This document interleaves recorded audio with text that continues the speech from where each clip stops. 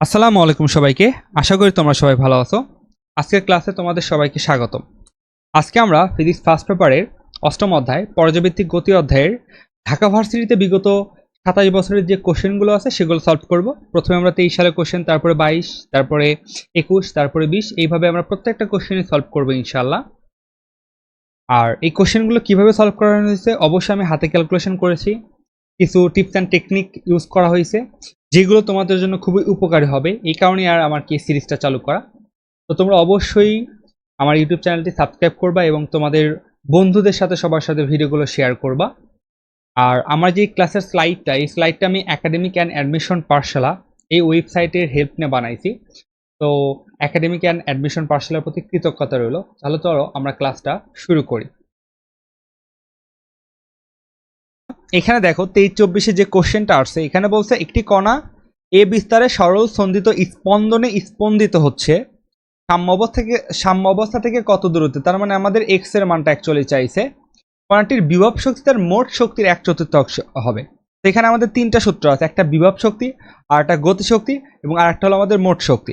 তো বিভব শক্তি হলো ইপি, এটা হলো আমাদের পর্যাবৃত্ত গতির যে অধ্যায়টা আছে সেখানে বিভব শক্তি সমান সমান আমরা জানবো হাফ কে এক্স স্কোয়ার। এক্স হলো আমাদের সাম্য অবস্থা থেকে দূরত্ব, সাম্য অবস্থা থেকে কণার দূরত্ব। আর 2 নম্বরে লিখবো আমরা ইকে, ইকে মানে হলো আমাদের গতিশক্তি, এটা সমান সূত্র হবে half k square minus x square, square minus x square. Okay, এ হলো বিস্তার বোঝাচ্ছে এখানে, এ হলো আমাদের বল ধ্রুবক আর কি। এবং 3 নম্বর হলো আমাদের টোটাল এনার্জি বা টোটাল শক্তি, মোট শক্তি ইটি, টোটাল আমি বোঝাচ্ছি। আচ্ছা, তো এটা হলো আমাদের half k square, half k square. তো এই তিনটা জিনিস মনে রাখো তাহলেই হবে।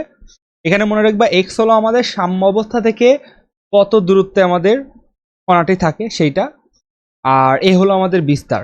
এখন এখানে বলতে বিভব শক্তি তার মোট শক্তির 1/4 হবে, তাহলে বিভব শক্তি হলো ইপি, তার মোট শক্তি হলো ইটি, এটার 1/4 মানে 1/4, রাইট। এখানে একটা কথা মনে রাখবা যে কে সমান একটা সূত্র লেখা যায়, সেটা হলো এম ওমেগা স্কোয়ার। এর সাথে এম ওমেগা স্কোয়ার একটা সম্পর্ক আছে। তো অনেক সময় দেখা যায় কে এর বদলে এখানে এম ওমেগা স্কোয়ার থাকে, একই বোঝায় জিনিসটা। আচ্ছা, ইপি সমান আমরা তাহলে এখানে কি বসাবো, হাফ কে এক্স স্কোয়ার। আর এখানে আমরা ইটি টোটাল এনার্জি আমাদের ছিল half k square, half k square গুণন 1/4। তো উভয় পাশ থেকে আমাদের হাফ কে আর হাফ কে কাটা যাবে, তাহলে এক্স সমান আমাদের এই পাশে যদি রুট করে দেয়, এর উপর স্কোয়ার, তারপর রুট মানে এ, আর 4-এর উপর রুট মানে হলো 2, তাহলে আমাদের অ্যান্সার হচ্ছে এ ভাগ 2। আশা করি এটা বুঝতে পারছো। বি নাম্বার হবে আমাদের অ্যান্সার। তো তারপরে যদি দেখি আমরা 22 সালে আমাদের যে কোশ্চেনটা আসছে কিছুটা এইরকমই। এখানে দেখো কি বলছে, আমাদের সরল দোল গতি সম্পন্ন একটি বস্তু যখন তার সাম্য অবস্থান থেকে এত দূরে আছে, যার সাম্য অবস্থান থেকে যে দূরত্বটা দেওয়া আছে এটা কিন্তু আমাদের এক্স এর মান দেওয়া আছে না, এক্স এর মান দেওয়া আছে 2 সেন্টিমিটার। বলছে তার গতিশক্তি বিভব শক্তি বা স্থিতি শক্তি একই যে বোঝায়, স্থিতি শক্তি আর বিভব শক্তি একই। দেখো বলছে গতিশক্তি স্থিতি শক্তির সাথে এই যে র আছে এতই 3 গুণ, বস্তুটির দোলনের বিস্তার কত, প্রায় কিন্তু সেম। তাহলে এখানে আমাদের শুধু লিখতে হবে ইকে মানে গতিশক্তি, স্থিতিশক্তি মানে ইপি এর 3 গুণ, তাহলে গুণন হবে কত 3। এখন ইকে সমান আমরা মাত্রই লিখলাম কি হয়, half k square minus x square, আর ইপি সমান হলো আমাদের স্থিতিশক্তি, এটা হয়ে গেল আমাদের হাফ কে এক্স স্কোয়ার গুণন 3। তো উভয় পাশ থেকে আমাদের হাফ কে আর হাফ কে কি যাবে, কাটা যাবে। এখান থেকে আমাদের বের করতে হবে কি এর মানটা। তাহলে দেখো তো এ স্কোয়ার সমান কি আসতেছে, এক্স স্কোয়ার, এই পাশে গিয়ে হবে 4x স্কোয়ার, রাইট। তাহলে এ সমান আমাদের আসতেছে কত 2x, এক্স এর মান ছিল 2 সেন্টিমিটার, তাহলে আসতেছে 4 সেন্টিমিটার। যেহেতু অপশন সবগুলো সেন্টিমিটার আছে তাই আমার এক্স এর মানটা মিটার করার কোনো দরকার নেই, তাহলে অ্যান্সার কত হবে একের ডি নাম্বারটা। ওকে, এটা হলো আমাদের সিকিউতে আসছিল। বলছে একটি সরল দোলগতি সম্পূর্ণ বস্তুর ব্যবকলনীয় ডিফারেন্সিয়েট সমীকরণ লেখো, দেখাও যে এই সমীকরণটি এতই সমাধান। এখন এই যে আমাদের ব্যবকলনীয় যে সমীকরণটার কথা বলছে, এই সমীকরণটা আমরা সবাই জানি, সেটা কি ডি স্কোয়ার এক্স ভাগ DT square plus omega square X is equal to 0। এটা আমাদের প্রমাণ করতে হবে কোন সূত্রটা, মানে কোনটা ইউজ করে, ইকুয়েশনটা ইউজ করে, এই যে এক্স, এক্স এর এই ইকুয়েশনটা ইউজ করে। তো আমাদের এক্স সমান কত দেওয়া আছে দেখো তো, এক্স সমান দেওয়া আছে এ sine omega t plus phi দেওয়া আছে। তো এখানে ডি স্কোয়ার এক্স ভাগ ডিটি স্কোয়ার মানে হলো কি সেকেন্ড ডেরিভেশন, বা দুইবার ডিফারেন্সিয়েট করতে হবে তোমাকে। তাহলে এটাকে যদি একবার ডিফারেন্সিয়েট করি তাহলে আসবে ডিএক্স ভাগ ডিটি, রাইট? তো এ সাইন এটাকে আমরা থিটা ধরে নিব, তাহলে কি আসবে কজ ওমেগা টি। থিটা যেহেতু থিটা না থাকে আবার ডিফারেন্সিয়েট করলে ডিটি এর সাপেক্ষে তাহলে আসবে ওমেগা। তাহলে দেখবা যে সামনে ওমেগা এ cause omega t plus phi আসলো আমাদের, তাই না? তাহলে এটাকে আমরা আবার ডিফারেন্সিয়েট করব, তাহলে ডি স্কোয়ার এক্স ভাগ DT square is equal to, দেখো ওমেগা এ তো কনস্ট্যান্ট আর কস এটাকে আমরা মনে মনে থিটা ধরে নিব, তাহলে কস থিটাকে ডিফারেন্সিয়েট করলে আসে হলো মাইনাস সাইন থিটা, রাইট? তাহলে মাইনাস ওমেগা এ সাইন থিটাটা কি ছিল ওমেগা টি প্লাস ফাই ছিল, এবং থিটা যেহেতু থিটা না চেইন রুলের মাধ্যমে তাকে আমরা আবার ডিফারেন্সিয়েট করব। তো দেখো এটাকে যদি আমরা ডিফারেন্সিয়েট করি ডিটি এর সাপেক্ষে তাহলে ওমেগা আসবে, আর ফাইকে ডিফারেন্সিয়েট করলে আসবে 0। তাহলে এই যে আমাদের ওমেগাটা আসলো এই ওমেগাটা আমরা আবার যদি এখানে গুণ করে দেই তাহলে অ্যাকচুয়ালি এখানে ওমেগা স্কোয়ারই কিন্তু আসবে, রাইট? এটাই তো আসলো। আচ্ছা, তো দেখো এখানে আমরা কি লিখতে পারি, এক্স সমান আমাদের ছিল এ sine omega t plus phi, তাহলে এখানে আমরা মাইনাস ওমেগা স্কোয়ার এই যে এ sine omega t plus phi এটার বদলে যদি এক্স লিখি তাহলে কি আমাদের পাপ হবে? হবে না কিন্তু, তাই না? তাহলে এখানে আমরা ডি স্কোয়ার এক্স ভাগ ডিটি স্কোয়ার সমান কি পাচ্ছি মাইনাস ওমেগা স্কোয়ার এক্স। এখন এই মানটা আমরা যদি এই যে আমাদের ব্যবকলনীয় যে সমীকরণ আছে এখানে যদি বসায় দেই, ডি স্কোয়ার এক্স ভাগ ডিটি স্কোয়ারের মান কত পেলাম minus omega square x plus omega square x. এটা হলো আমাদের কি লেফট হ্যান্ড সাইড। তো আমাদের অ্যান্সার কত আছে 0, এটা সমান সমান করে আমাদের রাইট হ্যান্ড সাইড। তাহলে এটাই কি হলো সৈট। ওকে, তো আশা করি এটা বোঝাইতে পারছি। নেক্সট আমরা যদি দেখি আমাদের বলছে যে এম ভরের একটা বস্তু আনুভূমিক স্প্রিং এর সাথে সংযুক্ত আছে। তো ধরো এটা হলো আমাদের একটা বস্তু ছিল এম ভরের, এটা একটা আনুভূমিক স্প্রিং এর সাথে সংযুক্ত আছে। স্প্রিংটি এ পরিমাণ প্রসারিত করে ছেড়ে দেওয়া হলে এটি টি পর্যায়কাল নিয়ে ঘর্ষণবিহীন তলে স্পন্দিত হতে থাকলো। ওকে, যদি বস্তুর ভর 4m হয় তবে নতুন পর্যায়কাল কত? এখন দেখো পর্যায়কালের যে সূত্র আছে স্প্রিং এর ক্ষেত্রে আমাদের যেটা হয় সেটা হলো টি সমান 2 পাই রুট ওভার এম ভাগ কে হয়, এম ভাগ কে হয়, রাইট? আর টি সমান 2 পাই রুট ওভার এল ভাগ জি যেটা হয় সেটা হলো আমাদের সরল দোলক, আর এম ভাগ যেটা হয় সেটা হলো স্প্রিং এর ক্ষেত্রে। তাহলে এখানে আমাদের স্প্রিংটা কিন্তু চেঞ্জ করা হয়নি, শুধুমাত্র আমাদের এখানে ছিল এম আর পরবর্তীতে শুধু 4m মানে 4 গুণ করাইছে এই বস্তুর ভরটাকে। বাট স্প্রিং যে আমাদের ধ্রুবক ছিল বা স্প্রিং যে কনস্ট্যান্ট ছিল, যেহেতু স্প্রিং চেঞ্জ করা হয়নি তাহলে উভয় ক্ষেত্রে আমাদের স্প্রিং কনস্ট্যান্ট কি ছিল, স্প্রিং ধ্রুবক কি ছিল কে ছিল। তাহলে এই ক্ষেত্রে আমাদের পর্যায়কাল কত দেওয়া আছে, প্রথম ক্ষেত্রে দেওয়া আছে টি, এবং বলছে পরবর্তী ক্ষেত্রের পর্যায়কাল আমরা টি ড্যাশ বের করবো, এই টি ড্যাশ সমান কত এটাই বের করতে হবে। তাহলে টি সমান আমরা কি লিখবো 2 পাই রুট ওভার এম ভাগ কে, এটা হলো আমাদের মেইন সূত্র। তো এখানে এম এর মান যেহেতু এমই কে এই আমরা ধরে নিলাম।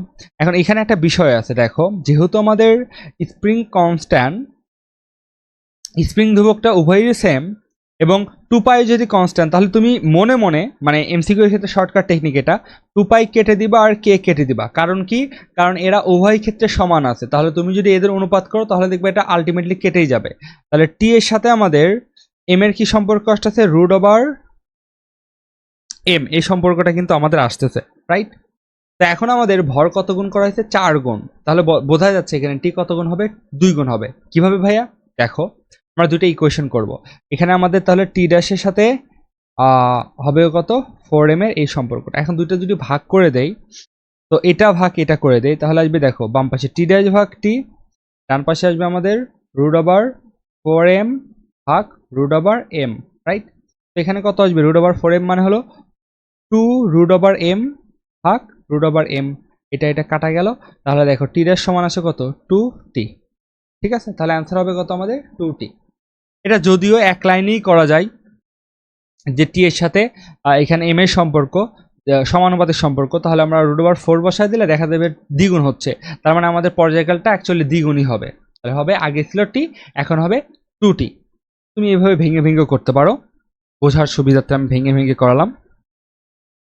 আচ্ছা, নেক্সট দেখো কি বলছে যে একটি এম ভরের বস্তু ঘর্ষণবিহীন একটি তলে ভি বেগে চলার সময় একটি স্প্রিং এর সাথে ধাক্কা খেয়ে স্প্রিংকে সংকুচিত করলো। ওকে, স্প্রিংটির বল ধ্রুবক কে হলো, স্প্রিংটি কতটুকু সংকুচিত হলো। ধরো আমি তোমাকে বললাম এখানে একটা আমাদের স্প্রিং ছিল, ঠিক আছে, স্প্রিং ছিল, এখানে আমাদের এম ভরের একটা বস্তু ছিল, এম ভরের বস্তুটা ভি বেগে চলতেছে, ভি বেগে চলতেছে, তার মানে তার একটা কাইনেটিক এনার্জি আছে।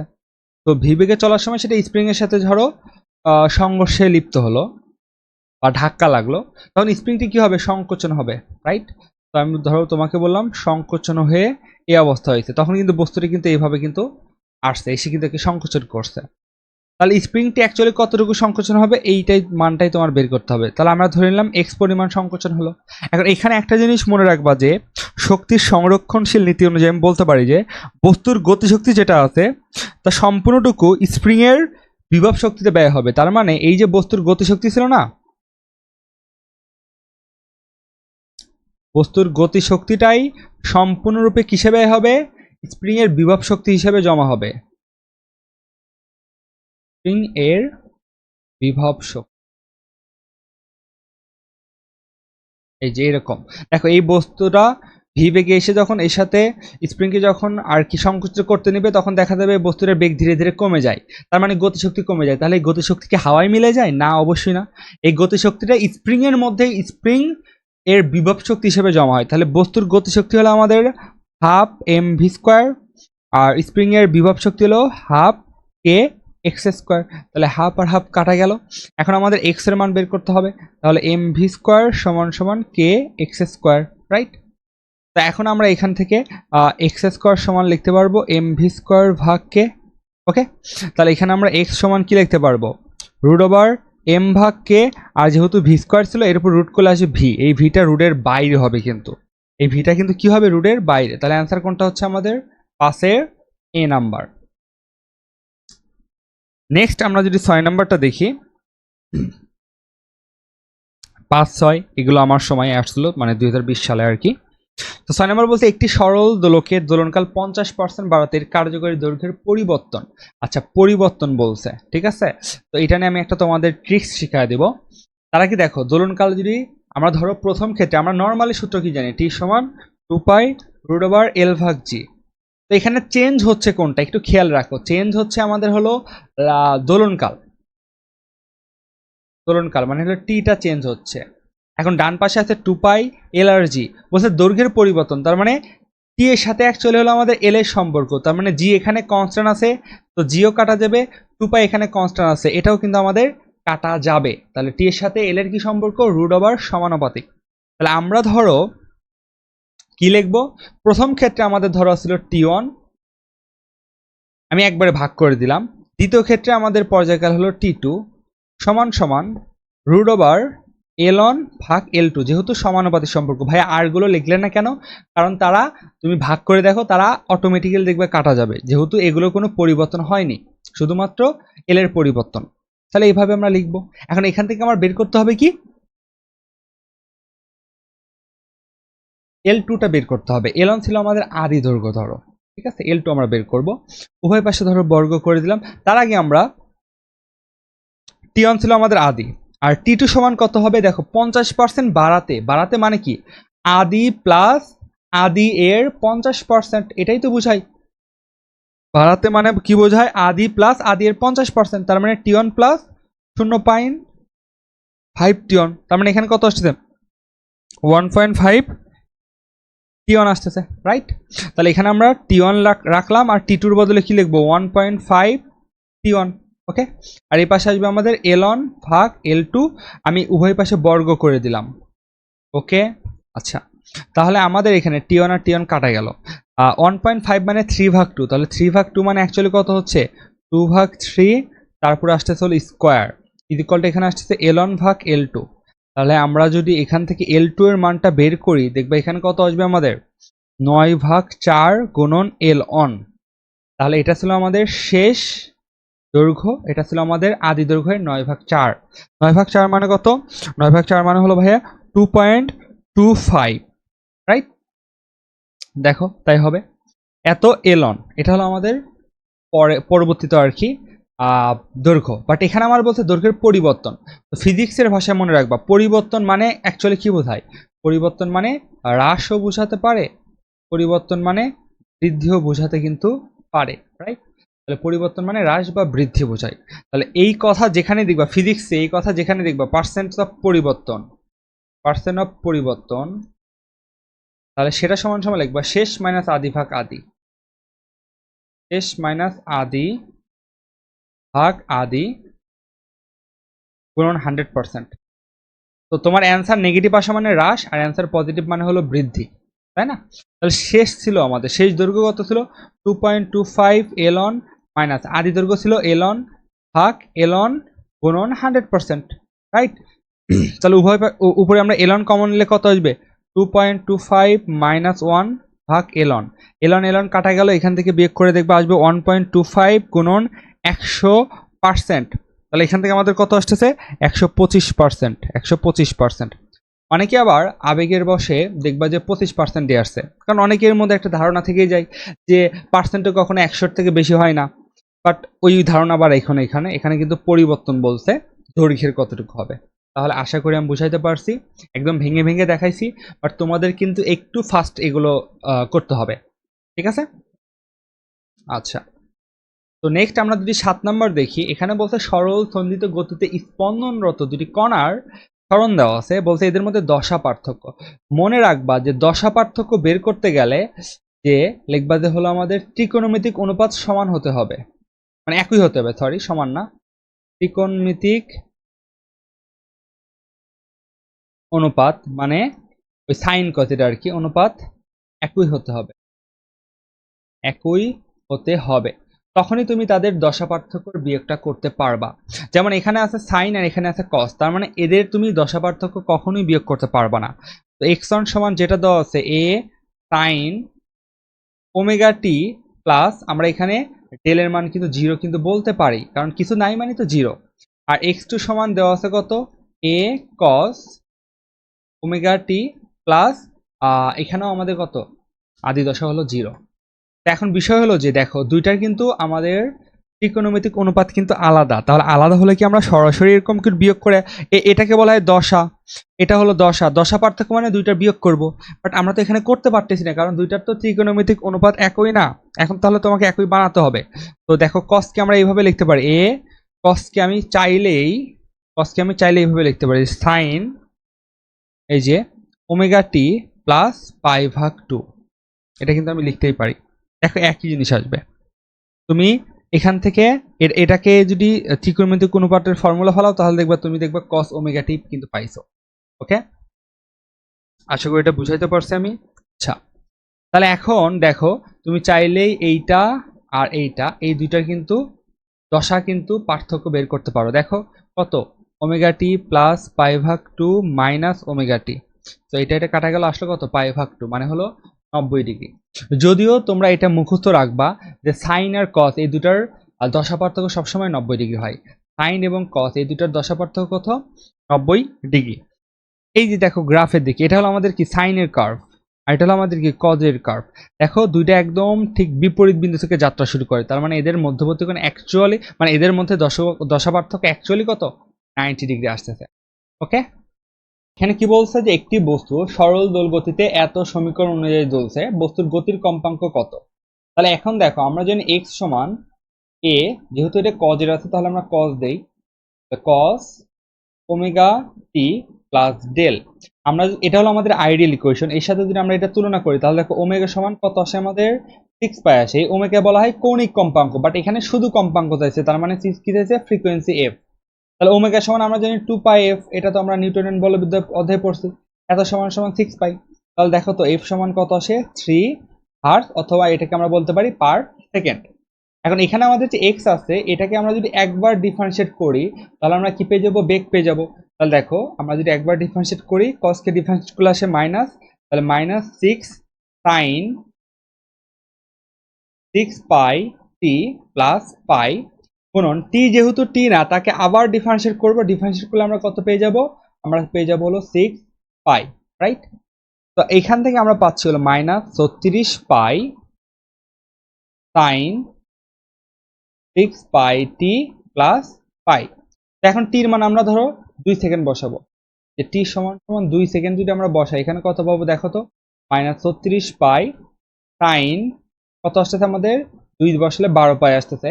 আমি 12 পাইকে কিন্তু এইভাবে লিখতে পারি যে 24 গুণন পাই ভাগ 2 প্লাস পাই, এরকম ছিল। ভাই এরকম করে কেন লিখলেন বোঝার জন্য, যে দেখো পাই ভাগ 2 এর জোড় গুণিতক, তাহলে এটা সমান সমান আমি এইভাবে লিখতে পারি -36 পাই সাইন পাই, আর পাই মানে 180 ডিগ্রি, তাহলে সাইন 180 ডিগ্রি মানে হলো 0, তাহলে দেখবো টোটাল মানটা আসবে আমাদের অ্যাকচুয়ালি 36 পাইয়ের সাথে সাইন পাই গুণ করলে আসবে 0 চলে আসবে। 36 পাইয়ের সাথে 0 গুণ করলে আসবে 0, কারণ এটার মান কত 0। তারপর এটাকে যদি আবার ডিফারেন্সিয়েট করি তাহলে আমরা কি পাবো, ত্বরণ পাবো। এবং আমরা ত্বরণ এখানে কত পাবো দেখো, এখানে আমাদের ছিল 36 পাই, 36 সাথে 6 গুণ করলে আসবে হলো মাইনাস তো ছিলই, তাহলে 216 আসবে এত পাই স্কোয়ার কস, আমি একদম ধরো 2 সেকেন্ড বসায় দিলাম একদম ডাইরেক্ট, তাহলে আমাদের এখানে কত আসবে ওই সেম ভাবে 24 গুণন পাই ভাগ 2 মানে 12 পাই আসবে, যেটাকে আমি এইভাবে লিখলাম, প্লাস হলো আমাদের পাই ছিল, রাইট। তাহলে এখানে -216 পাই স্কোয়ার, তাহলে এখানে আমি কি লিখতে পারি, কস পাই লিখতে পারি, আর কস পাই মানে কত 180 ডিগ্রি মানে হলো -1, তাহলে মাইনাস মাইনাসে প্লাস হয়ে গিয়ে কি অ্যান্সার আসবে আমাদের 216 pi square metre per second square, এটা হলো আমাদের অ্যান্সার। ঠিক আছে, তাহলে আমরা সরণ বেগ আর ত্বরণ কিন্তু পেয়ে গেলাম। নেক্সট আমাদের 9 নম্বর কি বলছে, একটি সরল দোলগতি সম্পন্ন কণার বিস্তার দেওয়া আছে, কম্পাঙ্ক দেওয়া আছে, সর্বোচ্চ দ্রুতি আমরা জানি Vmax সমান ওমেগা এ, এখন এখানে আমাদের দেওয়া আছে কত কম্পাঙ্ক থাকলে আমাদের ওমেগা সমান কি লিখবো 2 পাই এফ, আর যদি আমাদের পর্যায়কাল থাকতো তাহলে 2 পাই ভাগ টি লিখতাম। আর যদি বলতো যে টি সময় এন বার ঘোরে, আমরা জানি ওমেগা সূত্র এই যে আমি লিখে দিচ্ছি এখানে 2 পাই এন ভাগ টি, যদি বলে টি সময় এন বার ঘূর্ণন তখন এইটা বসাবো, যদি বলে পর্যায়কাল তাহলে 2 পাই ভাগ টি, আর যদি বলে কম্পাঙ্ক তাহলে 2 পাই এফ, তাহলে এখানে 2 পাই এফ এ 2 গুণন পায়ের মান কত 3.1416 গুণন ফ্রিকোয়েন্সি আমাদের কত দেওয়া আছে 2.5 গুণন, কারণ আমাদের কত দেওয়া আছে 0.02। ওকে, তো এখন দেখো এখানে আমাদের মানে হাতে ক্যালকুলেশনটা একটু করতে হবে যে কি অ্যান্সার হইতে পারে। আচ্ছা, এই যে আমাদের 3.14 আছে এটাকে আমরা 3 ধরে নিলাম, আর এই যে আমাদের এখানে 2.5 আছে এটাকে আমরা কত 5 ভাগ 2 লিখতে পারি, তাহলে দেখো 2 গুণন 3 গুণন 2.5 কে আমি কিন্তু 5 ভাগ 2 কিন্তু লিখতে পারি, গুণন 0.02 আছে এটাকে আমরা কি লিখতে পারি 2 ভাগ 100 লিখতে পারি, রাইট। তাহলে এই 2 আর এই 2 কাটা গেল, ওকে, আর 5 বিশং 100, তাহলে 3 দুগুণে কত আসছে আমাদের 6 ভাগ 20 আসছে, তার মানে 3 ভাগ 10, রাইট। আচ্ছা,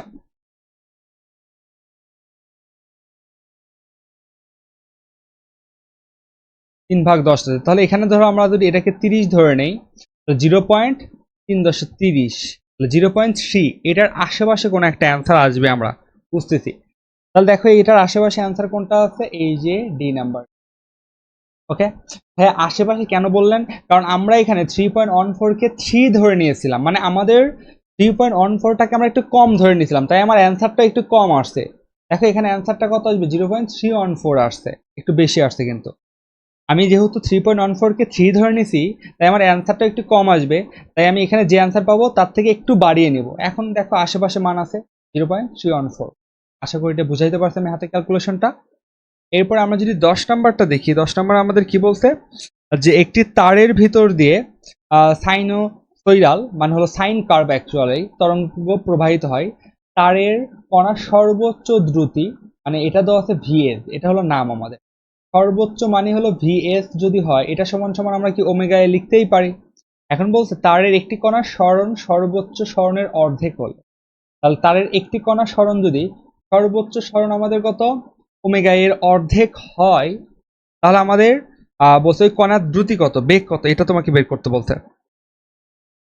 তো এই সরণটা যদি সর্বোচ্চ সরণ কত হয় আমাদের এ, আমরা জানি কোন একটা সিম্পল হার্মোনিক মোশনের সর্বোচ্চ সরণ হলো আমাদের এ, আর সর্বোচ্চ বেগ হলো আমাদের ওমেগা এ, তো এর অর্ধেক তার মানে x সমান a ভাগ 2, এই শর্ত আমাদের দেওয়া আছে। তখন আমাদের বলছে ওই কণার দ্রুতি কত। তো আমরা জানি ভি সমান আমাদের মেইন সূত্র ভি সমান omega root over square minus x square minus X, right? তাহলে এখানে আমরা ওমেগা ওমেগাই রাখলাম, root over A square minus X এর মান কত ছিল আমাদের এ ভাগ 2, তার মানে আসবে এ স্কোয়ার ভাগ 4। তাহলে এখান থেকে আমরা কত পাচ্ছি ওমেগা গুণন রুট ওভার 3 স্কোয়ার ভাগ কত 4, তার মানে আমরা লিখতে পারি ওমেগা এ, এই স্কোয়ারের উপর রুট করলে আসবে এ, আর রুট ওভার 3 করলে রুট ওভার 3 রেখে দিলাম, আর রুট যদি আমরা 4 এর উপর দিই তাহলে আসবে 2। এই ওমেগা একেই কি আমরা কি বলি ভিএস বলি না? তাহলে দেখো তো এটাকে আমরা লিখতে পারি ভিএস গুণন রুট ওভার 3 ভাগ 2, অবশ্যই লিখতে পারি ভাইয়া, এভাবেই কিন্তু লেখা যায়। তাহলে দেখো অ্যান্সার কোনটা হচ্ছে আমাদের বি নাম্বার, ঠিক আছে? খুবই সুন্দর একটা কোশ্চেন ছিল এটা। এরপরে দেখো 11 নম্বর আমাদের কি বলছে যে পৃথিবী পৃষ্ঠে জি এর মানে এত, একটি দোলক ঘড়ি সঠিক সময় দেয়। ওকে ফাইন, ঘড়িটি চন্দ্রপৃষ্ঠে যেখানে জি এম মানে মন চাঁদে আমাদের মান হলো 1.6 মিটার পার সেকেন্ড স্কোয়ার হলে পৃথিবীর পৃষ্ঠের 1 আওয়ার সময় চন্দ্রপৃষ্ঠে কত হবে? তাহলে পর্যায়কাল। আর টি দেখো, টি সমান আমরা সূত্র কি জানি? টি সমান সূত্র হলো 2 পাই রুট ওভার এল ভাগ জি। তো দেখো এখানে সরল দোলকের যে দৈর্ঘ্য, এই দৈর্ঘ্যটা কিন্তু কোনো ধরনের চেঞ্জ করা হয়নি। আচ্ছা, এখানে শুধুমাত্র আমাদের চেঞ্জ হয়েছে কি ভাইয়া? অভিকর্ষজ ত্বরণ জি এর মানটা, এই যে জি যে আছে এই জিটা শুধু চেঞ্জ। তাহলে এখানে আমাদের কনস্ট্যান্ট কে কে আছে ভাইয়া? 2 পাই, তাহলে 2 পাইও কাটা যাবে। আর এখানে আমাদের এল যে আছে এলটাও কিন্তু কনস্ট্যান্ট, মানে আমাদের যে সেই সরল দোলক এটার যে আমাদের বা দোলক ঘড়ি যেটা আছে সেটার যে আমাদের লেন্থটাও সেম আছে, তাহলে এলটাও কিন্তু আমাদের কাটা যাবে। তাহলে টি এর সাথে আমরা জি এর সম্পর্ক আনবো, ঠিক আছে? তাহলে পৃথিবীর ক্ষেত্রে আমরা পর্যায়কালকে টি ই নাম দিলাম, ভাগ মনের ক্ষেত্রে টি এম নাম দিলাম। ওকে, এটা সমান সমান আমাদের রুট ওভার জি কি হবে? ব্যস্তানুপাতিক সম্পর্ক। দেখো টি এর সাথে জি এর ব্যস্তানুপাতিক, তাহলে টি যদি এখানে হয় এখানে বসবে জি এম ভাগ জি এ, রাইট?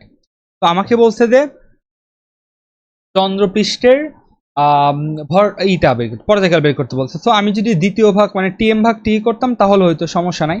যাই হোক এখানে আমরা টিএম ভাগ টি করি, তাহলে আমাদের এখানে আসবে রুট ওভার জিই ভাগ জিএম। তো এই টিটা আমরা এই পাশে একদম গুণ করে দিলাম, ঠিক আছে?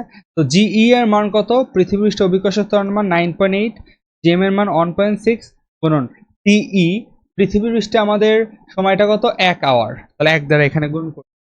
তাহলে দেখো তো আমাদের কি আসতেছে? আমাদের 1 আওয়ার। তো আমাদের আসতেছে অ্যান্সার হলো 9.8 ভাগ রুট ওভার 9.8 ভাগ 1.6 গুণন 1h। 1h কে আমরা শুধু এইচও কিন্তু বলতে পারি, ওটা দ্বারা বোঝাই হলো আওয়ার। এখানে আমাদের অ্যান্সার কি আসতেছে? 3 নাম্বার হচ্ছে আমাদের 11 সি নাম্বার হচ্ছে এখানে কিন্তু অ্যান্সার। এই যে এইচ দ্বারা বোঝাচ্ছে আবার অন্য কিছু মনে করে না, এইচ হলো আমাদের আওয়ার, সময় বোঝাচ্ছে, ওই 1 আওয়ার আর শুধু আবার একই কথা। আচ্ছা, 12 নম্বর কি বলছে? একটি সরল দোলকের বিস্তার দ্বিগুণ করা হলো। তো আমাদের এখানে অনেক সময় এরকম ট্রিকি কোশ্চেন দেয়। টি সমান সমান সূত্র আমাদের 2 পাই রুট ওভার এল ভাগ g equal to 2 pi root over m ভাগ কে। এখানে আমাদের দেখাই যাচ্ছে সরল দোলক বিস্তার উপর নির্ভরশীল নয়,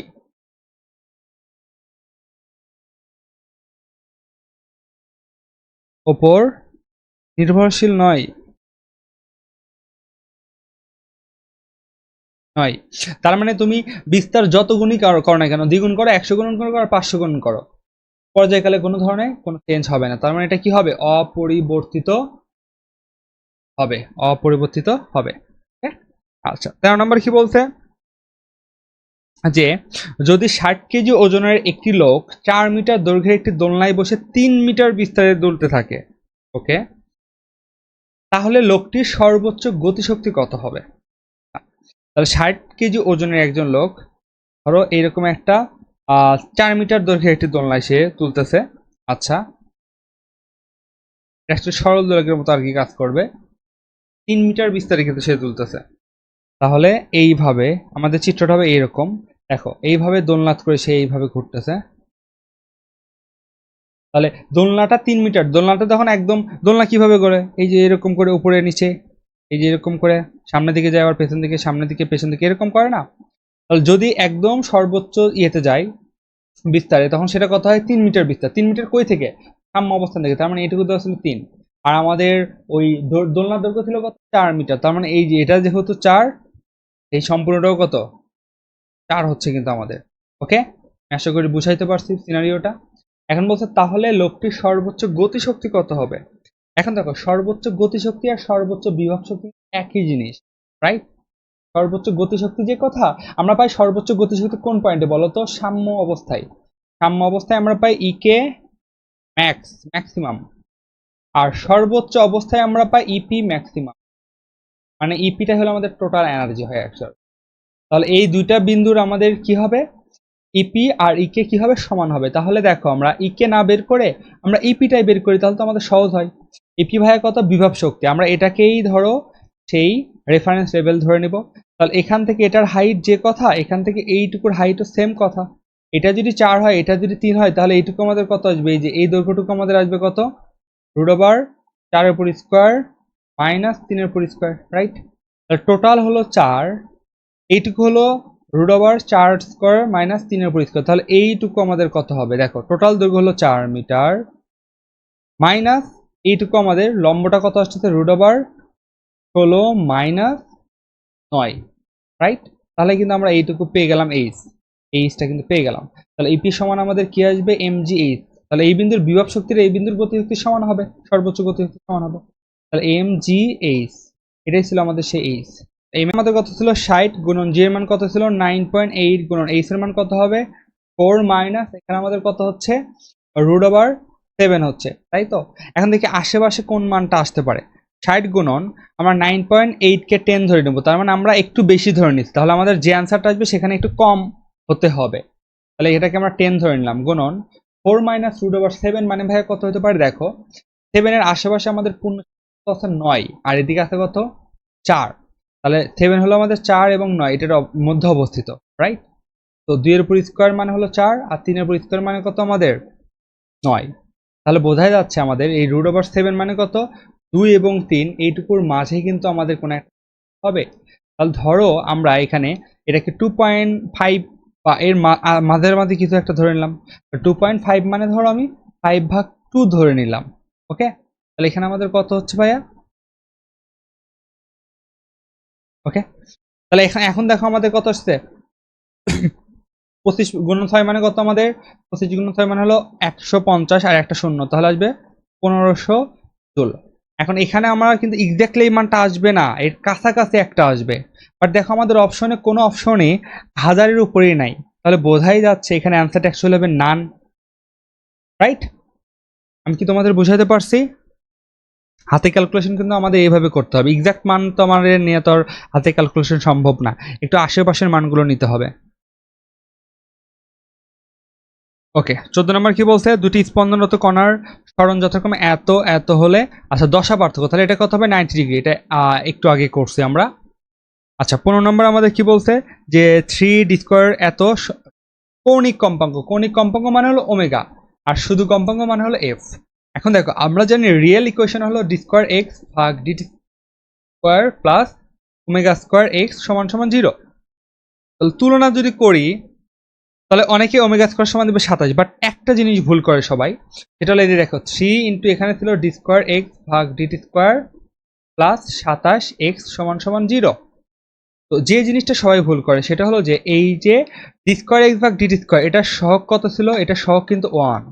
এই জিনিসটা কিন্তু ইম্পর্টেন্ট, যে আমাদের d² ভাগ dt², এটা সহগ আমাদের 1 বানাতে হবে, তাহলে তখন আমরা তুলনা করতে পারবো, আদারওয়াইজ কিন্তু আমরা তুলনা করতে পারবো না। তাহলে এই কোয়েশনকে আমরা 3 দ্বারা যদি ভাগ করে দেই, তাহলে আমরা শুধু খেয়াল রাখবো এখানে অন করা, এখানে আমার সামহাউ অন বানাতে হবে সহগটা, না হলে কিন্তু আমাদের এটা আমরা তুলনা করতে পারবো না। তাহলে 3 দ্বারা ভাগ করলে কত আসবে? d²x ভাগ dt² প্লাস 9x = 0। তার মানে এখানে এখন আমরা তুলনা করব, তাহলে দেখো তো ω² সমান সমান কত আসছে? 9। তাহলে ওমেগা সমান কত আসছে? 3। তাহলে 3 কি হবে? Radian per second. তাহলে এটা হবে আমাদের অ্যান্সার। ওকে, 16 নম্বর কি বলছে? যে একটি আদর্শ স্প্রিং এর শেষ প্রান্তে ঝুলানো একটি বস্তু, একটি ভর কি পর্যায়কাল নিয়ে উলম্বভাবে স্পন্দিত হয়।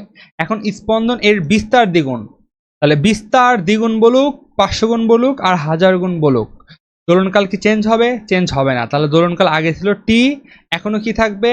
টি। দোলনকাল কিন্তু আমাদের কোনো ধরনের চেঞ্জ হবে না।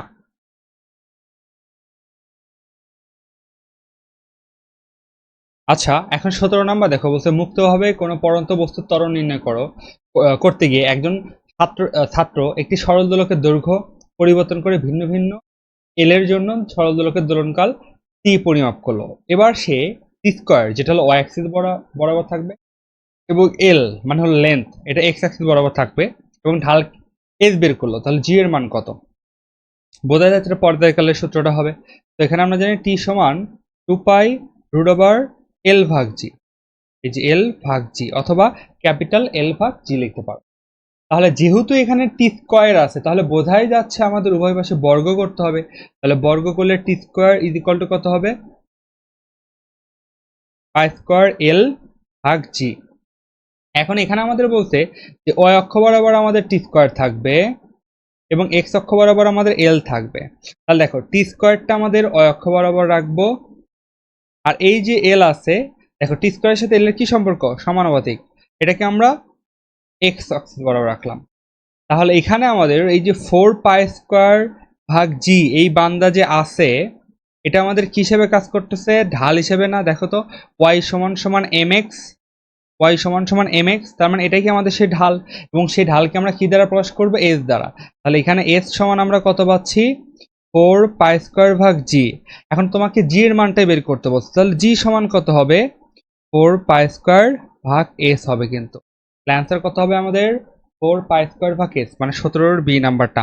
আশা করি আমি বুঝাইতে পারছি এখান থেকে। 18 নম্বর বলতে এত সমীকরণে একটি সরলতন্ত্র স্পন্দন বর্ণনা করে। এই স্পন্দনের কৌণিক কম্পাঙ্ক মানে ওমেগার মান চাইছে। দেখো এখানে কিন্তু সহগ 1 আছে, তাই তোমার আর নতুন করে কোনো ভাগ করতে হবে না। সহগ 1 আছে মানে ঝামেলা মোটামুটি শেষ। তাহলে এখানে এক্স এর যে সহগ, আমরা জানি ডি স্কোয়ার এক্স ভাগ DT square equal to omega square X. তার মানে এখানে ওমেগা স্কোয়ারের মান কত? 25। তাহলে ওমেগা সমান কত হচ্ছে? 5। ঠিক আছে, তাহলে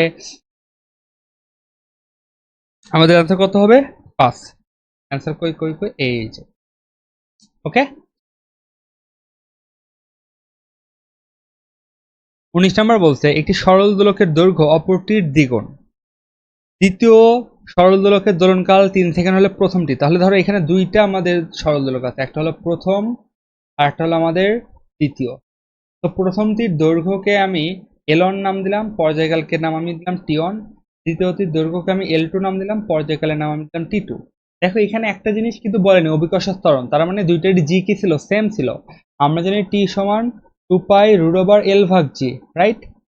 তো এখানে যেহেতু দুইটার মধ্যে সম্পর্ক আনবো এবং দুইটাতেই আমাদের 2π কনস্ট্যান্ট থাকবে, তাহলে 2π কাটা যাবে, এবং দুইটাতেই আমাদের জি যেহেতু কনস্ট্যান্ট থাকতেছে, এখানে জি এর কোনো পরিবর্তন হচ্ছে না, কোশ্চেন দেখে বোঝা যাচ্ছে, তাহলে জিও আলটিমেটলি কাটা যাবে। তাহলে টি এর সাথে আমরা এল এর সম্পর্ক আনবো সমানুপাতিক। তাহলে বলছে প্রথমটির দোলনকাল, তাহলে আমরা টি1টাকে বাম পাশে রাখি আর টি2 এরকম ভাগ করলাম। এল এর সাথে কি সমানুপাতিক এবং উপরে রুট থাকবে, তাহলে সমানুপাতিক, উপরে কি হবে? এল1 ভাগ নিতে হবে এল2। এখন দেখো এখানে একটা সম্পর্ক দিচ্ছে যে সরল দোলকের দৈর্ঘ্য অপরটির দ্বিগুণ। একটি সরল দোলকের দৈর্ঘ্য অপরটির দ্বিগুণ, এটা আমাকে বলে দিচ্ছে। তাহলে এখানে আমাদের এল1 সমান সমান অ্যাকচুয়ালি হচ্ছে কত? 2l2। এখানে আমরা বলতেই পারি যে এটি সরল দোলকের দৈর্ঘ্য যদি অপরটির দ্বিগুণ হয়, তার মানে এল1টা এল2 এর দ্বিগুণ হইলো। আচ্ছা, তাহলে এল1 এর জায়গাতে আমরা কি লিখতে পারি? 2l2, l2 কাটা যাবে, তাহলে আসবে √2। তাহলে এখানে দেখো আমরা টি1 সমান কি লিখতে পারি? √2 গুণন 3, এই তো, তার মানে 3√2। এখন 3√2 সমান কত হবে এটা কিভাবে বুঝবো? যেমন ধরো √2 কে ভাঙালে আমরা কত পাই? 1.41 গুণন 3। এখন একটা বুদ্ধি আছে, বুঝছো? এরকম এই যে দশমিক যদি থাকে তাহলে একটা বুদ্ধি আছে। তুমি 0.3 দিয়ে পূর্ণ সংখ্যাকে গুণ করবে, তাহলে কত আসবে? 3। তারপর দিবে প্লাস, তারপরে 3 দিয়ে এই যে আমাদের 0.41 আছে না, এটাকে আমরা 3 দিয়ে গুণ করবো। তাহলে দেখো তো, 3 1 3, আর এখানে 3 4 12 আসতেছে, রাইট? তো এই দশমিকটা কয় ঘর সামনে ছিল? 2 ঘর সামনে, তাই এখানে আমরা 2 ঘর সামনে দশমিক বসাই দেবো। তার মানে কত আসলো? 1.23।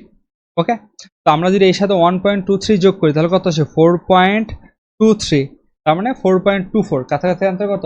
4.24। এটাই তাহলে হবে আমাদের অ্যান্সার। আশা করি এটা আমি বুঝাইতে পারছি। আচ্ছা, 20 নম্বর কি বলছে? একটি সরল সন্দিত গতিতে চলমান একটি বস্তুর মোট শক্তি ই কম্পাঙ্ক অপরিবর্তিত রেখে, একটা কথা বলছে, কম্পাঙ্ক অপরিবর্তিত রেখে বিস্তার দ্বিগুণ করলে সরল সন্দিত গতিতে চলমান বস্তুর মোট শক্তি কত হবে? আমাদের মোট শক্তি চাইছে। ওকে, তাহলে আমরা মোট শক্তির সূত্র একটা জানি যে ই সমান সমান হাফ কে স্কোয়ার। এখন এখানে আমরা জানি যে কে কে কিন্তু ভাঙানো যায়, ভাঙায় আমরা কি লিখতে পারি, এম ওমেগা স্কোয়ার লিখতে পারি, রাইট। এখন এখানে বলছে বিস্তার দ্বিগুণ করা হলে, তার মানে আমাদের বিস্তার কয় গুণ হবে, দ্বিগুণ। আচ্ছা, এটা ছিল আমাদের প্রথম ক্ষেত্র। ধরো মোট শক্তি এই ইটা দেওয়া আছে, বলছে কম্পাঙ্ক অপরিবর্তিত রেখে বিস্তার দ্বিগুণ করলে তাহলে আমাদের মোট শক্তি, এখন ধরো আমরা মোট শক্তি ই ড্যাশ বের করবো, এটা হলো হাফ কে, এর মানটা কি হবে, দ্বিগুণ, তাহলে 2 এর উপর স্কোয়ার হবে, 2 এর উপরে স্কোয়ার হবে, এটা হলো আমাদের 2 নম্বর ইকুয়েশন। তো এখন এখান থেকে আমরা দুইটা ইকুয়েশন ভাগ করে দেবো, তাহলে 2 ভাগ 1 করবো, তাহলে আমাদের জন্য বেটার হবে। তাহলে ই ড্যাশ ভাগ ই সমান সমান, দেখো আমি কি করতে পারি, হাফ কে আর হাফ কে কাটা যাবে, তাহলে এখানে কত হবে, 4 স্কোয়ার ভাগ এ স্কোয়ার, তাহলে স্কোয়ার স্কোয়ার কাটা গেল, তাহলে আসলে কত, 4 ই, এইটাকে এই পাশে গুণ করে দিলাম, আর গুণ করে, তাহলে কত আসবে, এর সমান কত আসলো, 4 ই। অ্যান্সার হবে কত আমাদের, 20-এর ডি নাম্বার। আশা করি এটা আমি বুঝাতে পারছি। আচ্ছা, তারপরে 21 নাম্বার বলছে, ধরি দুটি সরল দোলক এ ও বি, যদি এ এর দৈর্ঘ্য বি এর দ্বিগুণ হয়, তাহলে আমাদের দুটো সরল দোলক আছে, একটা হলো এ আর একটা হলো কত, বি, এবং বলছে এ এর দৈর্ঘ্য, তার মানে এল এ সমান সমান বি এর দ্বিগুণ, মানে 2 গুণন এল বি। তো বি এর সরল দোলককে আমরা এল বি নাম দিলাম, সরল দোলকের দৈর্ঘ্যকে আমরা এল বি নাম দিলাম। এখন বলছে বি এর দোলনকাল মানে টি বি, এটা হলো 3 সেকেন্ড, 3 সেকেন্ড। এখন বলছে এ এর দোলনকাল মানে টি এ কত হবে, তো আমাদের টি এ বের করতে হবে, তাই টি এ ভাগ টিবি করব। তো এখানে আমাদের সেম আগের মতোই, যে টি সমান সমান 2 পাই রুট ওভার এল ভাগ জি, একই কথা আবার বলতেছি, 2 পাই যেহেতু কনস্ট্যান্ট এটা কাটা যাবে, যেহেতু জি এর কোনো চেঞ্জ নাই তাহলে জিও কাটা যাবে, তাহলে টি এর সাথে এল এর সম্পর্ক আনবো, তাহলে সমান সমান হবে রুট ওভার এল এ ভাগ এল পি, তাহলে এল এ সমান 2 এল বি লেখা যায়, এল বি কাটা যাবে, তাহলে রুট ওভার 2, তাহলে টি এ সমান সমান আমাদের আসতেছে টিবির মান কত, 3 গুণন রুট ওভার 2, মাত্রই দেখলাম এই দুটো গুণ করে কত আসলো, 4.24, ঠিক আছে, তাহলে এত কি হবে, সেকেন্ড হবে। ওকে, আনসার কত হবে আমাদের, বি নাম্বারটা। 22 নম্বর কি বলছে, যে পর্যায়কাল দ্বিগুণ করলে সরলদোলকের দৈর্ঘ্য কত গুণ হবে, আর দেখো তো টি এর সাথে আমাদের এল এর কি সম্পর্ক, রুট ওভার এল, এই সম্পর্ক, তাহলে পর্যায়কাল যদি আমরা 2t করি, তাহলে তোমরাই বলো যে এই এল কে আমাদের কত গুণ করলে পারে, দুই পাশেই সমানুপাতিক সম্পর্ক, যেহেতু দুই পাশেই তাহলে আমাদের সেম থাকবে, 4 গুণ করলে, যে রুট ওভার 4l যদি আমরা করি, তাহলে এটাকে ভাঙায় দেখা আমরা লিখতে পারবো 2t সমানুপাতিক 2 রুট ওভার এল, এই যে টি সমানুপাতিক রুট ওভার এল, টি সমানুপাতিক রুট ওভার এল, এই বাদে এখানেও 2 গুণ হয়েছে, এখানেও 2 গুণ হয়েছে, এই জিনিসটা বোঝানোর জন্য। সমানুপাতিক সম্পর্ক মানে বাম পাশে যত গুণ হবে ডান পাশে তত গুণই হবে, তাহলে এখানে যদি বাম পাশে যেহেতু কোনো রুট নাই, তাই এখানে দ্বিগুণ হলে পারে, এই পাশে আবার রুট আছে, তাহলে এখানে অবশ্যই 4 গুণ হতে হবে, তাহলেই সমান হয়। অ্যান্সার কত হবে আমাদের, 4 গুণ, 22-এর ডি নাম্বার। ওকে, তারপর আমাদের 23 নম্বর বলছে, একটি সরল দোলক পৃথিবীর কেন্দ্রে নিয়ে গেলে উহার দোলনকাল কি হবে, পৃথিবীর কেন্দ্রে আমাদের জি এর মান কত হয়, 0, তাহলে দেখো তো দোলনকাল বা পর্যায়কাল কি হবে, টি সমান 2 পাই রুট ওভার এল ভাগ জি এর মান 0, তাহলে আসবে কত, ইনফিনিটি, রাইট, তাহলে কি আসবে অ্যান্সার, বি, 23-এর বি। 24 নম্বর কি বলছে, একটি বস্তুর সর্বোচ্চ বিস্তার এত এবং এত সেকেন্ড দোলনকাল সরলতন্ত্রিত গতি সম্পন্ন, বস্তুর সর্বোচ্চ বেগ কত, আমরা জানি ভি ম্যাক্স এটা সমান সমান কত হয়, ওমেগা এ হয় কিন্তু, রাইট। তো এখন এখানে আমাদের দোলনকাল দেওয়া আছে, মানে ওর হাতে টি দেওয়া আছে, ওমেগা সমান আমি কি লিখতে পারি, 2 পাই ভাগ টি গুণন এর মান বিস্তার কত আছে, 5, রাইট। তো এখানে আমাদের টি এর মান কত দেওয়া আছে, 8 সেকেন্ড, তাহলে এখানে আমাদের 2 পাই ভাগ 8 গুণন 5 আসবে, তাহলে এখানে আমাদের কত আসবে, 5 ভাগ 4 গুণন 5, ওকে, পায়ের মান কত, 3.14, তাহলে এখানে আমাদের দেখবা যে উপরে আসবে হলো 15 দশমিক সামথিং ভাগ কত হবে, 4, তো আমরা যদি 15 দশমিক সামথিংকে ভাগ করি, তাহলে 3 4 12, আরো 3 পয়েন্ট সামথিং থাকবে, ঠিক আছে। তো আমরা যদি এখানে আবার ক্যালকুলেশন করি, দেখবা যে আমাদের মানটা কিন্তু একটু বেশি আসবে, কেন, কারণ এখানে তো আমি সম্পূর্ণ তো ক্যালকুলেশন করিনি, 15 দশমিক সামথিং আসবে, প্রায় 16-র কাছাকাছি, তাহলে 4 4 16, তাহলে তোমার অ্যান্সারটাও অ্যাকচুয়ালি এই 15 দশমিক সামথিংকে আমি প্রায় 16-র কাছাকাছি কল্পনা করতে পারি, ঠিক আছে। তো 16-র কাছাকাছি যদি হয়, তাহলে আমরা এখানে অ্যান্সারটা পাচ্ছি কত, 4-এর কাছাকাছি, 4-এর কাছাকাছি আছে একটা, সেটা কত, 3.93 মিটার পার সেকেন্ড। ওকে, 24 নাম্বার। এখন বলছে 25 নম্বর, একটি সরল দোলকপিণ্ডের সর্বোচ্চ ত্বরণ হয় কোথায়? দেখো, সাম্য অবস্থা, সর্বোচ্চ অবস্থা, দুটো অবস্থা থাকে। সাম্য অবস্থা আর একটা হলো সর্বোচ্চ অবস্থা। তো সাম্য অবস্থা আমাদের সরণ হয় শূন্য, ত্বরণ হয় আমাদের শূন্য। ত্বরণ যদি শূন্য হয় তাহলে ইপি গতিশক্তি বিভব শক্তি হবে শূন্য। আর সাম্য অবস্থায় ভি হবে হলো ম্যাক্সিমাম, তাহলে ইকিউ হবে কত? গতিশক্তি হবে আমাদের কত? ম্যাক্সিমাম। এখানে সরণ ত্বরণ, তারপর হলো ইপি ভি ইকে। এই ক্ষেত্রে আমাদের সরণ হয় হলো সর্বোচ্চ অবস্থানে আমাদের সরণ হয় হলো এ, আর ত্বরণ হয় আমাদের কত জানো? ত্বরণ হয়ে হলো আমাদের মাইনাস ওমেগা স্কোয়ারে, মাইনাস জাস্ট চিহ্ন বোঝানোর জন্য।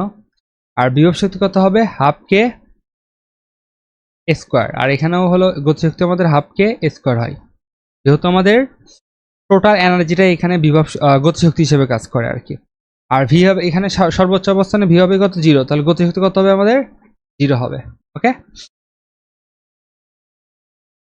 সর্বোচ্চ ত্বরণ হয় কোথায়? সর্বোচ্চ বিস্তার বিন্দুতে, তাহলে অ্যান্সার হবে এ নাম্বার। 26 নাম্বার কি বলছে? এত দ্বারা কৌণিক কম্পাঙ্ক, সেম আগের মতো, এটা তোমাদের জন্য আমি হোমওয়ার্ক রাখলাম, তোমরা নিজেরা একটু ট্রাই করবা। 27 নম্বর কি বলছে?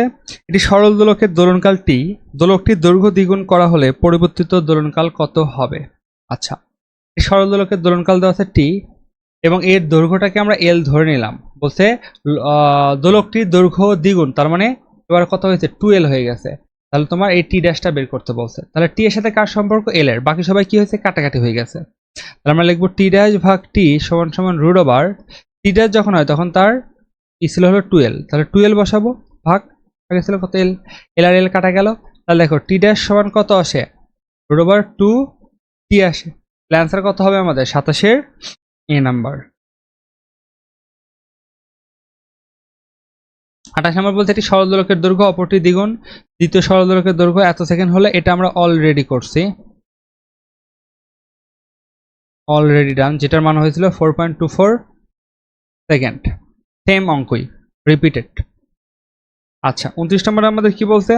যে এত দৈর্ঘ্য বিশিষ্ট একটি সরল দোলকের দোলনকাল এত সেকেন্ড পাওয়া গেল, দোলনকাল 1.8 সেকেন্ড করতে হলে দোলকটির দৈর্ঘ্য হবে কত? তাহলে দেখো এখানে আমাদের টি এর সাথে কার সম্পর্ক? এল এর। বাকি সবাই কি হবে? কাটাকাটি যাবে। তুমি শুধু দেখবে সম্পর্ক কার সাথে কার। টি এর সাথে এল এর সম্পর্ক রুট ওভার এল, এরকম হয়। তাহলে দোলকটির দৈর্ঘ্য চাইছে আমাদের, তাহলে আমাদের পরিবর্তিত দৈর্ঘ্য নাম আমি এল ড্যাশ নাম দিলাম। তাহলে দেখো তো উপরে আমি দিব কি? একবার যদি ধরো বাম পাশে আনি, আচ্ছা দাঁড়াও দেখি একবার তোমাদের দেখাই। টি ড্যাশ ভাগ t equal to root over l dash ভাগ এল, উভয় পাশে আমরা বর্গ করে দিলে কি আসবে? টি ড্যাশ ভাগ টি তারপর হোল স্কোয়ার সমান সমান এল ড্যাশ ভাগ এল। তাহলে এখানে আমাদের এল ড্যাশ সমান কত আসবে? টি ড্যাশের মান কত? 1.8 সেকেন্ড হতে হবে, মানে করলাম এই যে দোলনকাল এত সেকেন্ড করলাম বা করতে হলে এত, আর টি এর মান ছিল কত আমাদের? 0.9। এরপর হোল স্কোয়ার গুণন কত হবে আমাদের? এল। তো এখানে আমরা ভাগ করলে কত পাই? 2, 2 এর পরিষ্কার মানে কত? 4, তাহলে কত হবে? 4L। তো এখানে আমাদের দৈর্ঘ্য ছিল কত? 0.2, তাহলে 4 এর সাথে যদি আমরা 0.2 যদি গুণ করে দিই তাহলে আমাদের কত আসবে? 4 দুগুণ 8, তাহলে সামনে ছিল একটা দশমিক, তাহলে কত হবে? 0.8। কই? এই যে অ্যান্সার হবে হলো আমাদের 30-এর ডি নাম্বার। 30 নাম্বার কি বলছে আমাদের? দেখো যে যদি এম ভর বিশিষ্ট সরল সন্দিত দোলকের বল ধ্রুবক কে কে দ্বিগুণ করা হয় তবে দোলকের আদি দোলনকাল টি পরিবর্তিত হয় নিম্নরূপে। আচ্ছা, এখানে আমাদের বল ধ্রুবক কে কে দ্বিগুণ করা হয়েছে। ওকে, আচ্ছা, তাহলে দেখো তো টি এর সাথে আমাদের কে এর কি সম্পর্ক? আমরা জানি টি সমান 2 পাই রুট ওভার এম ভাগ কে, এম ভাগ কে। তাহলে টি এর সাথে কে এর কি সম্পর্ক? ব্যস্তানুপাতিক, বর্গমূলের ব্যস্তানুপাতিক সম্পর্ক। এম ভর বিশিষ্ট সরল সন্দিত দোলকের বল ধ্রুবক কে কে দ্বিগুণ করা হলো, তবে দোলনকাল টি পরিবর্তিত হয় নিম্নরূপে। তাহলে প্রথম ক্ষেত্রে আমাদের দেখো 2 পাই কনস্ট্যান্ট, এটা কাটা যাবে। বস্তুর ভরও এখানে, বস্তুর ভর সম্পর্কে কিছু দেওয়া নেই, তার মানে ভর কি? এটাও কাটা যাবে। তাহলে টি এর সাথে আমাদের রুট ওভার 1 ভাগ কে এই সম্পর্ক। ওকে, আচ্ছা, তাহলে প্রথম ক্ষেত্রে আমরা ধরো টি ধরে নিলাম, আর দ্বিতীয় ক্ষেত্রের পর্যায়কালকে আমরা টি ড্যাশ ধরলাম। প্রথম ক্ষেত্রের বল ধ্রুবক হলো কে, দ্বিতীয় ক্ষেত্রের আমাদের বল ধ্রুবক কত হবে? দ্বিগুণ করে, তাহলে 2K। তাহলে আমরা লিখবো হলো টি ড্যাশ বের করবো যেহেতু, তাহলে টি ড্যাশ ভাগ টি সমান সমান আমাদের রুট ওভার কি হবে কে ভাগ 2k, রাইট? তাহলে কে কে কাটা গেল, আসলে 1 ভাগ রুট ওভার 2k, আর এর সাথে আমাদের কি হবে টি গুণন। তাহলে দেখো টি ড্যাশ সমান কত আসতেছে 1 ভাগ রুট ওভার 2 গুণন টি আসতেছে, ঠিক আছে? তার মানে টি ভাগ রুট ওভার 2, টি ভাগ রুট ওভার 2 হলো 30-এর a নাম্বার। আচ্ছা, 31 নম্বর আমাদের কি বলছে দেখো, একটি সরল দোলন গতির বিস্তার এত হলে সর্বোচ্চ বেগ ভিম্যাক্স সমান আমরা কি লিখতে পারি, ভিম্যাক্স সমান লিখতে পারি ওমেগা এ, আর ওমেগাকে ভাঙে আমরা কি লিখতে পারি 2 পাই ভাগ টি ইন্টু এ, তার মানে 2 পাই এ ভাগ টি, তাহলে 31 হবে এ নাম্বার। 32 নম্বর বলছে আমাদের দেখো, এটি সরল দোলক পৃথিবীর কেন্দ্রে নিলে ইহার দোলনকাল হবে কত অসীম। একটু আগে দেখলাম পৃথিবীর কেন্দ্রে জি এর মান কত 0, তো অবশ্যই আমাদের কি হবে অসীম হবে। ওকে, তারপরে বলছে একটি সেকেন্ড দোলকের চন্দ্রপৃষ্ঠের দোলনকাল কত হবে, পৃথিবীর ভর চাঁদের ভরে এত গুণ, তাহলে পৃথিবীর ভর এম ই, চাঁদের ভর এম এম, এত এর 81 গুণ, পৃথিবীর ব্যাসার্ধ চাঁদের ব্যাসার্ধ 4 গুণ, তাহলে পৃথিবীর ব্যাসার্ধ আর আর্থ ই, চাঁদের ব্যাসার্ধ আর এম, তার কত গুণ হবে 4 গুণ। এখন বলছে একটি সেকেন্ড দোলকের চন্দ্রপৃষ্ঠের দোলনকাল, তো এটা ধরো পৃথিবী, এটা ধরো চাঁদ, তুমি যদি চাঁদে নিয়ে যাও তাহলে জি কি আর সেম থাকবে না, আমরা জানি টি সমান সমান 2 পাই রুট ওভার এল ভাগ জি, 2 পাই তো কনস্ট্যান্ট, এটা কাটাই যাবে, এল এল হলো আমাদের কি সেকেন্ড দোলকের দৈর্ঘ্য, এটাও আমাদের কোনো চেঞ্জ বলেনি, তার মানে এটাও আমাদের কাটা যাবে, তো টি এর সাথে কার কি সম্পর্ক আসবে, জি এর ব্যস্তানুপাতিক সম্পর্ক আসবে এরকম, এটার আমাদের কি আসবে ব্যস্তানুপাতিক সম্পর্ক আসবে। এখন বলছে আমাদের চন্দ্রপৃষ্ঠের দোলনকাল, তাহলে চন্দ্রপৃষ্ঠের দোলনকালকে আমি টি এম নাম দিলাম ভাগ টি আর্থ ইকুয়াল টু, তাহলে কি হবে রুট ওভার, যেহেতু জি এর সাথে শুধু সম্পর্ক ব্যস্তানুপাতিক, তাহলে রুট ওভার হবে কি জিই ভাগ জি এম, রুট ওভার জি ভাগ জি এম, এটা আসলো আমাদের। ওকে, এখন কথা হলো যে ভাইয়া যে জি আর জি এম এদের তো কোনো কিছুই তো দেওয়া নেই ভাইয়া, তাহলে এখান থেকে আমরা কিভাবে বের করব, দেখো আমরা কিন্তু ছোটবেলা থেকে জানি জি সমান সমান জি এম ভাগ আর স্কোয়ার, এই সূত্র আমরা কিন্তু সবাই জানি, রাইট? তাহলে রুট ওভার জিই ভাগ জি এম সমান আমি কি লিখতে পারি, যে রুট ওভার এই জি যেহেতু একটা কনস্ট্যান্ট, এটা কাটা যাবে, ওকে, এম আর আর এর মধ্যে সম্পর্ক আসবে, তাহলে কি আসবে এম ই ভাগ আর ই, তারপর স্কোয়ার গুণন আর এম, এটা ভাগ করলে উল্টা হয়ে যাবে, তাহলে আর এম এর উপর স্কোয়ার ভাগ আর ই, এরকম আসবে, ও সরি এম ই, এরকম আসবে, তাহলে root over sorry sorry sorry এখানে আসবে হলো এম এম মন, তাহলে এখানে আমরা এম ই আর এম মনের মধ্যে কি সম্পর্ক পাচ্ছি, এম ই ভাগ এম এম সমান পাচ্ছে হলো 81, তাহলে 81 গুণন এখানে আমাদের আর এম ভাগ আর ই, এখানে আমাদের আর ই ভাগ আর এম আছে, আর ই ভাগ আর এম সমান সমান 4, তাহলে আর এম ভাগ আর ই সমান সমান কি আসবে 1 ভাগ 4, তাহলে 1 ভাগ 4 এর উপরে আবার হোল স্কয়ার আছে, দেখো 2 দিনের উপরে হোল স্কয়ার, তাহলে কত আসবে 1 ভাগ 16, কত আসলো আমাদের অ্যান্সার 81 ভাগ 16, তাহলে 9 নং 81 আর 4 4 16, তাহলে কত আসে 9 ভাগ 4, 9 ভাগ 4 মানে কত আমাদের এখানে 4.5,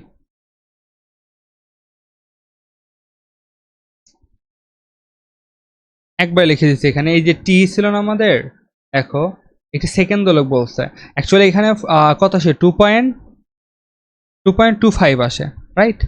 তো এটা আসলে আমাদের টি এম ভাগ টিই, টিটা এই পাশে আর গুণ করে দিলে 2 দ্বারা গুণ করবা, 2 দ্বারা গুণ করলে দেখবা কত 4.5 আসে কিন্তু একবার। আচ্ছা 35 নম্বর দেখো বলছে কোন এক স্থানে একটি সরল দোলকের পরীক্ষণ হতে টি স্কোয়ার বনাম এল সরলরেখাটির ঢাল দেওয়া আছে এত, তো ওই স্থানে জি এর মান, তাহলে দেখো এখানে আমাদের সূত্র কি টি সমান 2 পাই রুট ওভার এল ভাগ জি, তাহলে উভয় পাশে বর্গ করবো, যেহেতু টি স্কোয়ার বনাম এল আছে 4 পাই স্কোয়ার ভাগ জি, তাহলে এখানে আমরা টি স্কোয়ার আছে, টি স্কোয়ার বনাম এল, এটা যদি করি তাহলে দেখো পাই স্কোয়ার ভাগ জি এল, এটা আমাদের কি ঢাল আসে না, তাহলে দেখো আমাদের এখানে 4 পাই স্কোয়ার ভাগ জি, এই ঢালের মান দেওয়া আছে কত 1260, এই যে 1260, তাহলে এখানে জি সমান কত হবে 4 পাই স্কোয়ার ভাগ 1260, এবং এটা যদি আমরা ক্যালকুলেশন করি তাহলে দেখা যাবে কোনোটা অ্যান্সার হয় না, তার মানে হলো এই নাম্বার হবে আমাদের অ্যান্সার। 0.031 এরকম সামথিং একটা কিছু হয়। তো 36 নম্বর আমাদের দিচ্ছে ঢাকায় একটি সেকেন্ড দোলকের পর্যায়কাল। আমরা জানি সেকেন্ড দোলকের পর্যায়কাল কত, 2 সেকেন্ড। তো এটা ছিল আজকের আমাদের ক্লাসটা। তোমরা অবশ্যই ইউটিউব চ্যানেলটি সাবস্ক্রাইব করবা এবং তোমাদের বন্ধুদের সাথে এই ভিডিওগুলো শেয়ার করবা।